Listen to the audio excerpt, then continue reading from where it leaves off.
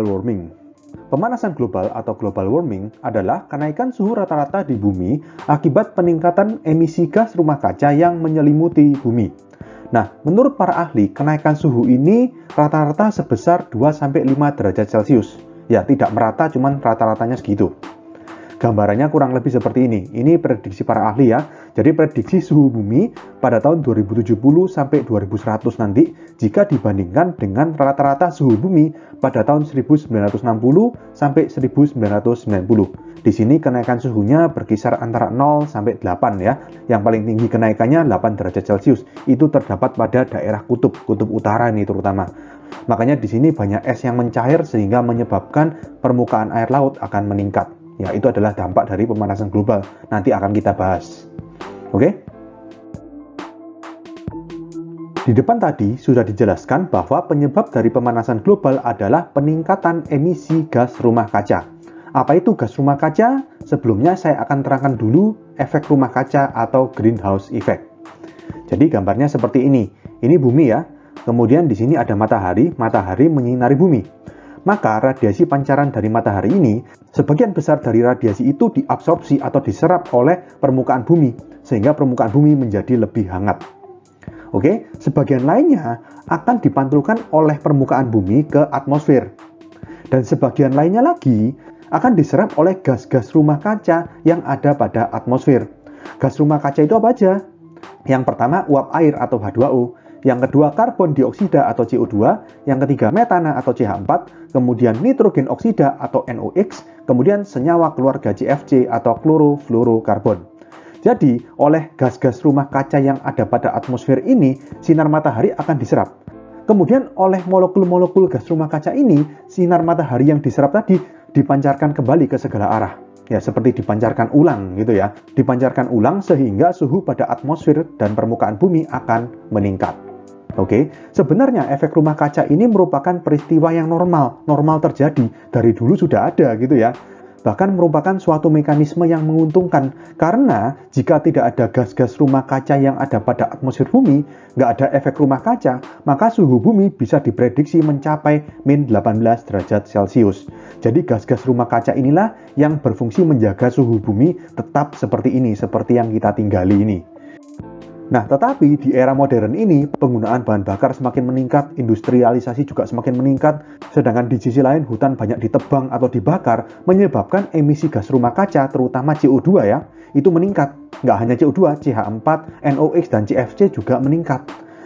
Kalau semakin banyak konsentrasi gas rumah kaca yang ada pada atmosfer, maka semakin banyak juga cahaya matahari yang diserap kemudian dipancarkan ulang oleh molekul-molekul gas rumah kaca tersebut, sehingga mengakibatkan suhu bumi akan meningkat lebih tinggi daripada biasanya, dan itu menjadi suatu yang negatif.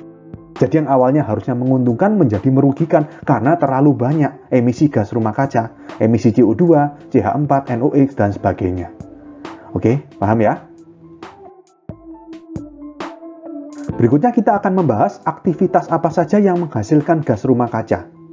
Yang pertama adalah transportasi, yang kedua adalah industri, yang ketiga pembuangan sampah, yang keempat penebangan dan pembakaran hutan, dan yang kelima pertanian dan peternakan. Kita bahas satu persatu. Yang pertama, transportasi. Jelas ya, pembakaran dari bahan bakar fosil, jadi BBM, bensin, solar, atau apapun itu ya, melepaskan gas-gas rumah kaca seperti karbon dioksida atau CO2 dan nitrogen oksida atau NOx yang keluar dari asap knalpot kendaraan. Kemudian pada industri, aktivitas industri juga melibatkan pembakaran dari bahan bakar fosil, baik dari minyak bumi maupun batu bara, yang juga melepaskan gas-gas rumah kaca seperti karbon dioksida dan nitrogen oksida atau NOx.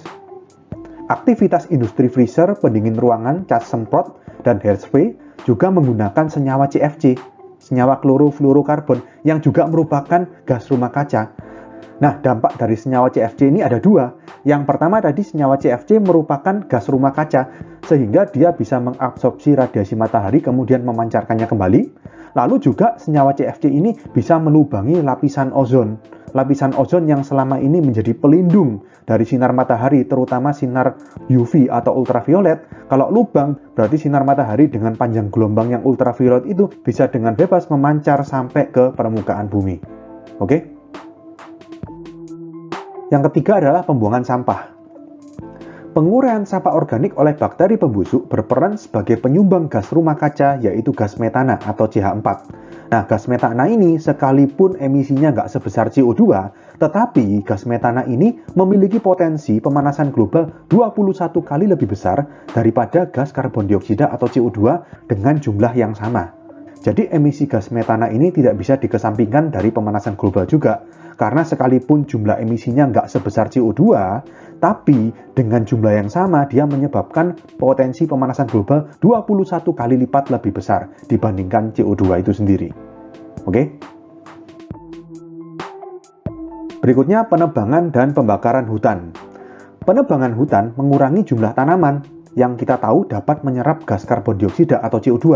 Kita tahu tanaman hijau itu kan menyerap CO2, kemudian ditambah H2O menghasilkan glukosa atau C6H12O6 dan O2. Nah, itu kan merupakan proses fotosintesis. Kalau misalkan hutan ditebang, maka jumlah tanaman yang bisa menyerap CO2 itu akan semakin sedikit. Ya, sehingga kadar CO2 pada atmosfer itu akan semakin tinggi karena nggak ada yang menyerap CO2. Dan di sisi lain, pembakaran hutan justru menghasilkan gas CO2. Jadi sudah tanamannya nggak ada yang menyerap CO2, kemudian tanamannya dibakar justru menghasilkan gas CO2, sehingga double peningkatan gas CO2 yang ada pada atmosfer. Oke? Yang terakhir, pertanian dan peternakan. Pada pertanian, pembusukan anaerob dari tanah akan melepaskan gas metana atau CH4. Ini mirip seperti yang di sampah organik tadi ya.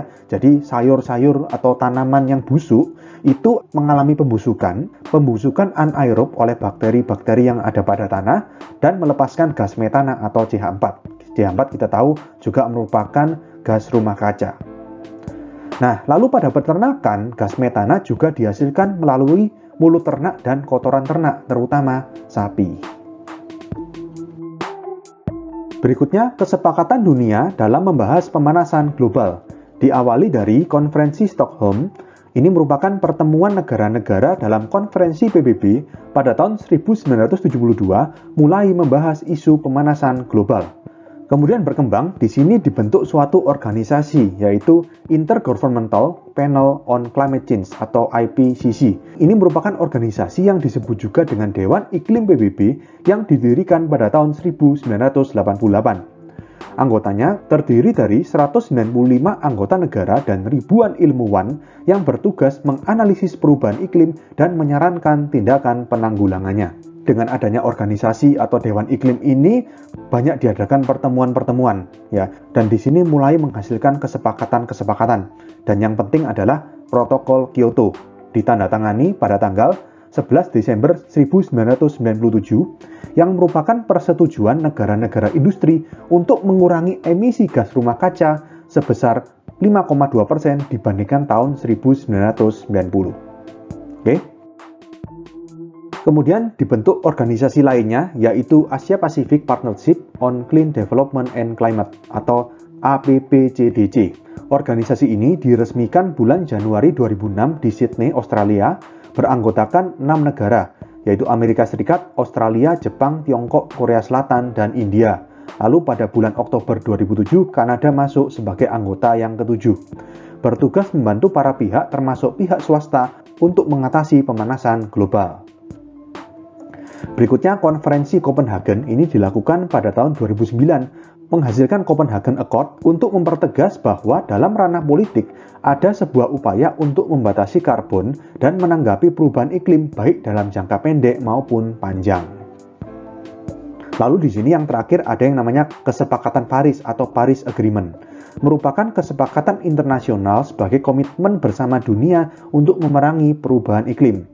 Nah, di sini kalau tadi pada Protokol Kyoto itu hanya berlaku untuk negara-negara industri. Kalau kesepakatan Paris ini seluruh negara berkomitmen, jadi tanpa terkecuali, nggak hanya negara industri. Jadi seluruh negara berkomitmen menjaga ambang batas kenaikan suhu bumi di bawah 2 derajat Celcius, bahkan kalau bisa hingga mencapai 1,5 derajat Celcius saja. Oke?